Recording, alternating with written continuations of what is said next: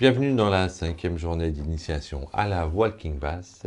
Eh bien, tout simplement, si vous n'avez pas encore fait les premiers jours, voici ce qu'on va faire. Et voyez si vous avez besoin de faire les jours précédents ou pas. On va suivre le cycle des quintes. On va jouer la tonique la plus grave possible. Et on va jouer un arpège majeur, c'est-à-dire la tonique, la tierce, la quinte et l'octave. On avait déjà fait un exercice sur tonique, octave, tonique, quinte, et bien on va rajouter cette note qui apporte une couleur vraiment importante. Est-ce que l'accord est majeur, est mineur?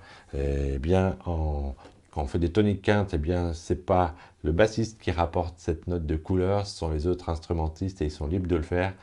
Dans la walking bass, on va donner la tierce, majeure ou mineure. Eh bien, on va s'entraîner dans cette série d'exercices à faire les tierces majeures, puisqu'on s'en va vers les arpèges de dominante septième, qui sont les arpèges les plus fréquents, celles qui sont notre structure de la musique moderne la plus emblématique. Du coup, on rajoute là la tierce, on rajoutera la septième un peu plus tard, et du coup, voici ces nouvelles notes. On parcourt d'abord le cycle des quintes avec des commentaires, après on fait l'exercice avec le métronome.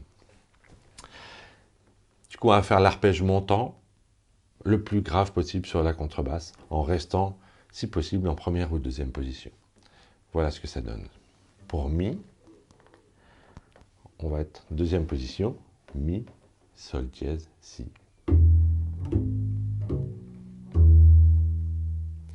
Mi, Sol dièse, Si, Mi.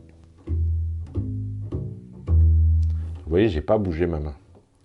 Ça, le secret, si on ne bouge pas sa main du tout, eh bien, on gagne en fluidité, en rapidité, en justesse.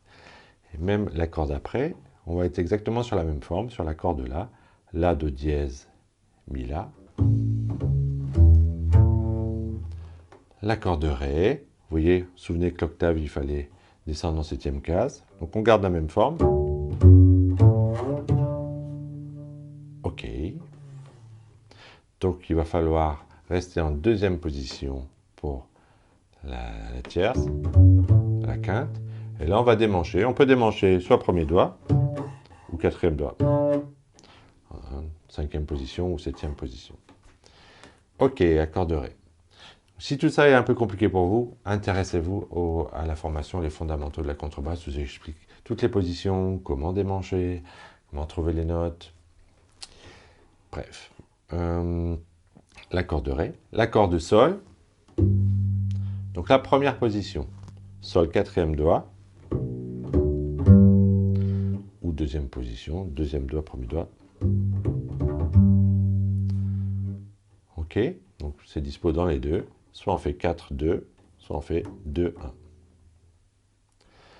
Ensuite, pour le Do, c'est exactement la même forme que pour le Sol. Sauf que, si je suis en première position, je fais 4-2, Do, Mi2, Sol à vide. Et après, il faut démancher. Donc je dois sauter là-haut. Alors si je suis en deuxième position, je vais faire 2-1. 2 pour le Do. 1. Et là, j'ai qu'une case à bouger pour trouver l'octave.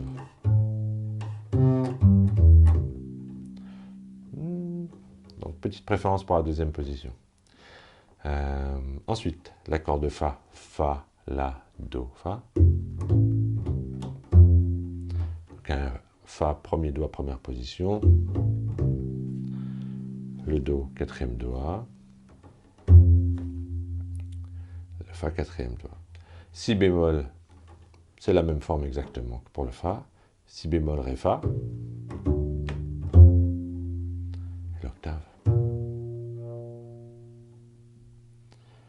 La bémol, on va être obligé d'aller en deuxième position. Là, on va faire quatrième doigt, deuxième doigt. Pour trouver le Do, on va démancher en première position, premier doigt. C'est un peu plus difficile comme forme.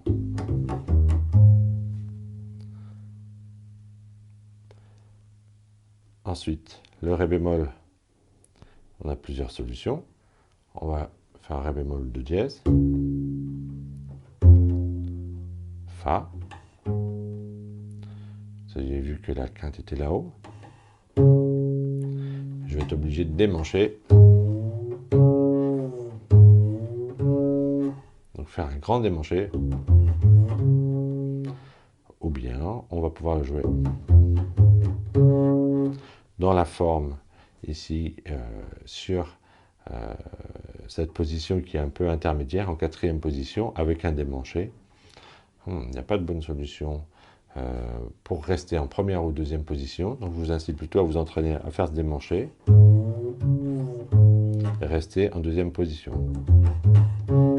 Deuxième position, première et le démanché. Voilà, c'est un arpège difficile. Fa dièse, on va trouver la possibilité de commencer en première position, deuxième doigt, premier doigt. Un petit démanché pour arriver sur la quinte sur le dièse, quatrième case. Puis là, on trouve l'octave. Dernier accord, le si. Si, ré, fa dièse, fa dièse. Donc première position, comme sur l'accord précédent, première position. Et on démanche pour arriver en deuxième position, quatrième case.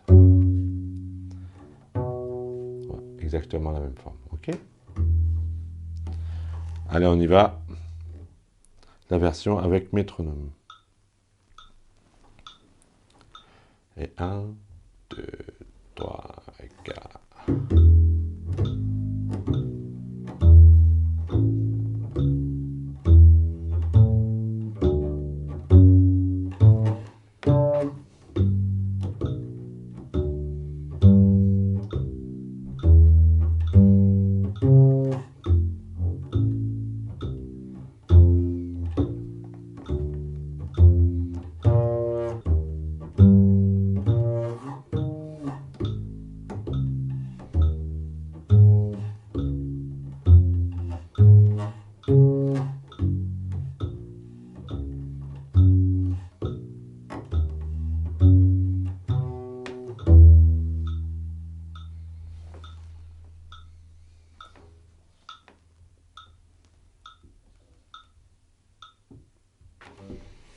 Voilà, je comprends que tout soit un petit peu délicat si vous débutez la contrebasse.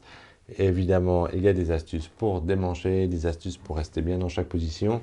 Si vous êtes à l'aise avec ça, eh bien, on se retrouve demain pour rajouter une difficulté supplémentaire. Donc, installez bien cet arpège montant tranquillement, bien sagement. Connaissez une façon de le faire bien.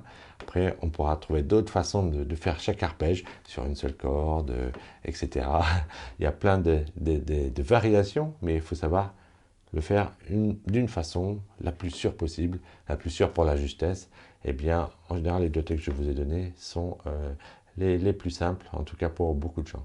Donc, bon courage. Si vous voulez des partitions, si vous avez des commentaires, eh bien, laissez tout ça en dessous dans les commentaires. On se retrouve dedans et à demain.